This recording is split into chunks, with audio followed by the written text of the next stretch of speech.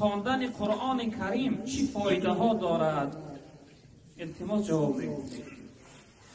خواندن قرآن کریم فایده های زیاد داره برادر عزیز بزرگوار من. قرآن کلام الله است، سخنهای پروردگار هستند. هر انسانی که وقتی قرائت و تلاوت قرآن میکنه مثل این است که پروردگار با او صحبت دارد. حتی در روایت جناب پیامبر هر انسان اگر بخواهد با خدا صحبت کنه نماز بخواند. نماز با پروردگار صحبت است، راز و نیاز است. اما هر انسانی اگر بخواهد که خداوند با او شخصیت صحبت کنه باید قرآن خواند، چون که قرآن سراسرش کلام الله است.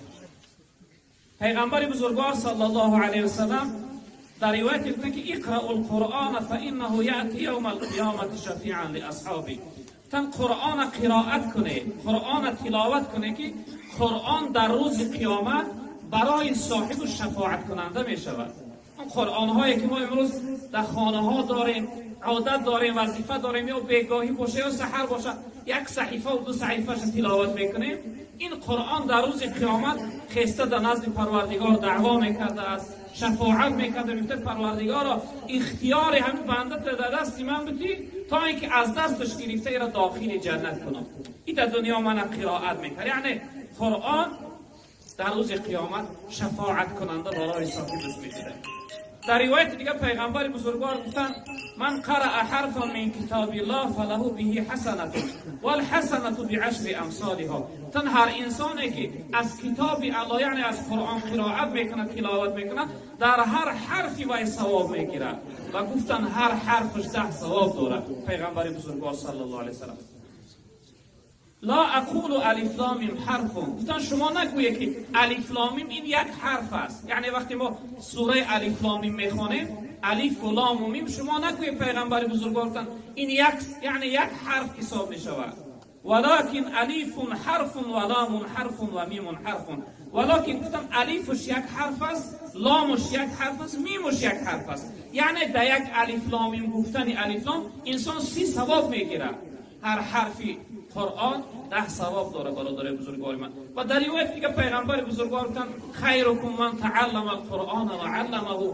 بهترین شما شخصیتی است قرآن تعلیم میگیره و با دیگرها را تعلیم میدهد.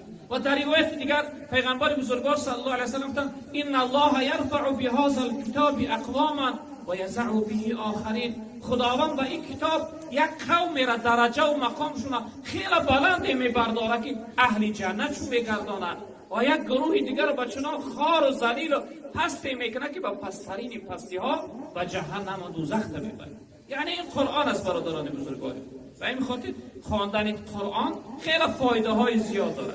هر انسانی که اهل قرآن باشه، تلاوت و یعنی قرائت قرآن داشته باشه، شخصیت از غفلت بیدار است. یعنی از جمله غافلین نیست، از جمله ذاکرین است. و این خاطر برادران بزرگوار من حرکت کنه تلاوت قرآن داشته باشه. متاسفانه امروز یک درد در جامعه ما آمده است که قرآن غریب شده است. اکثر مردم ما قرآن خوانده نمیتونن، یعنی با خواندن عادی قرآن آشنا نیستن، به حرف قرآن آشنا نیستن.